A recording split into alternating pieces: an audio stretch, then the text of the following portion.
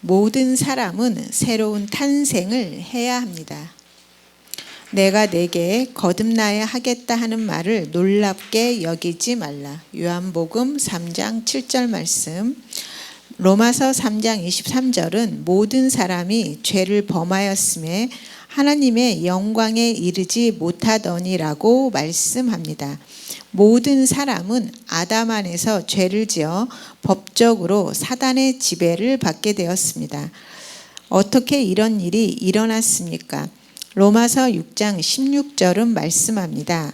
너희 자신을 종으로 내주어 누구에게 순종하든지 그 순종함을 받는 자의 종이 되는 줄을 너희가 알지 못하느냐.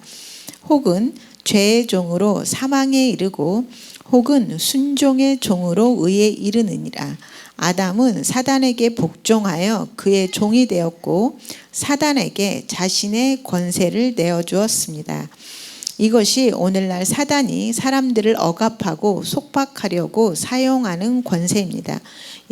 하나님께서 바로 아담을 창조하시고 나서 아담에게 영광과 존귀로 관을 씌우셨으며 주의 손으로 만드신 것을 다스리게 하시고 만물을 그의 발 아래 복종하게 하셨다 함이라. 그래서 히브리서와 시편에서 하나님께서 인간을 창조하신 후에 인간에게 바로 통치권을 주신 것을 알 수 있습니다. 그래서 인간은 이 땅의 신으로서, 이 땅의 왕으로서 창조된 것입니다.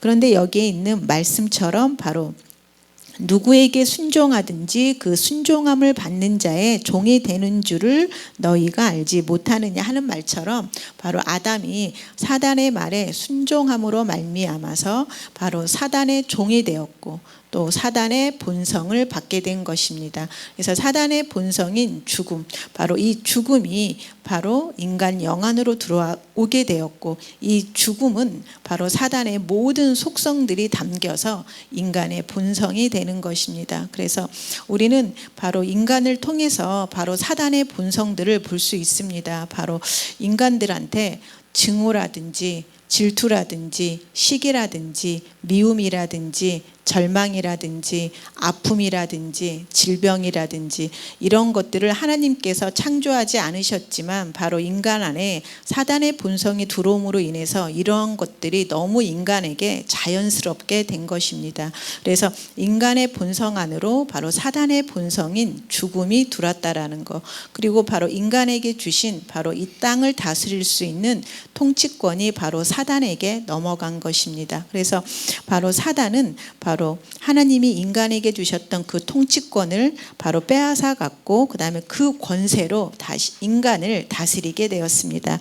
그래서 인간은 억압당하고 속박당하고 두려움과 질투와 증오로 바로 이 땅에서 바로 살게 되는 것입니다. 그래서 우리가 바로 사단의 지배에서 자유로우려면 사람은 거듭나서 새로운 피조물이 되어야 합니다.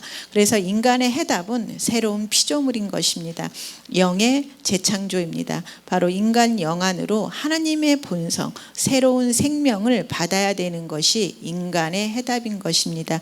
그래서 바로 오늘 그 주제 말씀처럼 내가 내게 거듭나야 하겠다. 이것이 바로 해답인 것입니다. 그래서 인간의 영이 재창조되어야 하는 것입니다.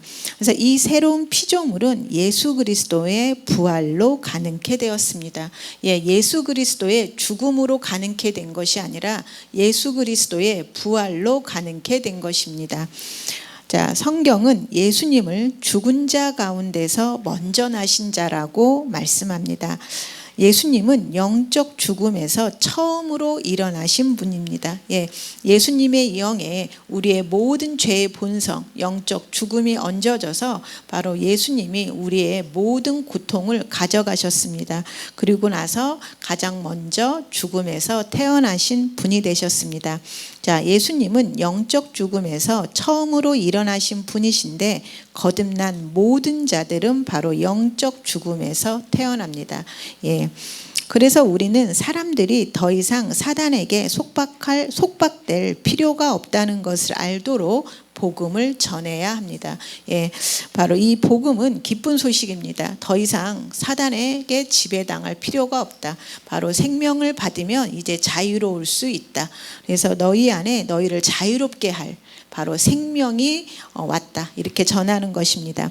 자, 사람들은 하나님의 생명으로부터 단절되거나 분리될 필요가 없습니다.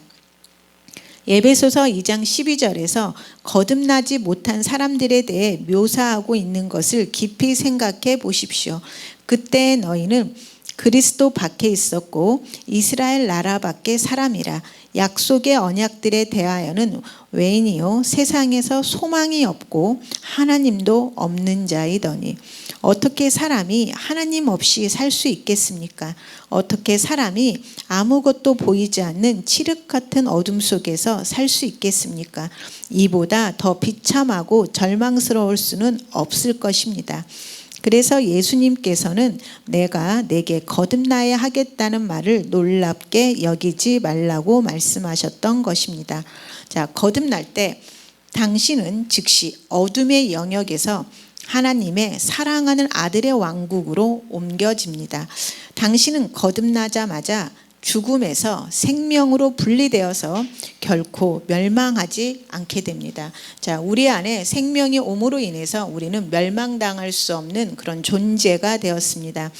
실패, 질병, 패배, 가난, 그리고 어둠에 속한 모든 것은 이제 거듭난 당신의 삶에 속한 것이 아닙니다. 자, 이제는 질병이나 실패나 패배가 부자연스럽습니다. 이제 가난이나 어둠은 우리에게 너무 불편한 것이 되었습니다.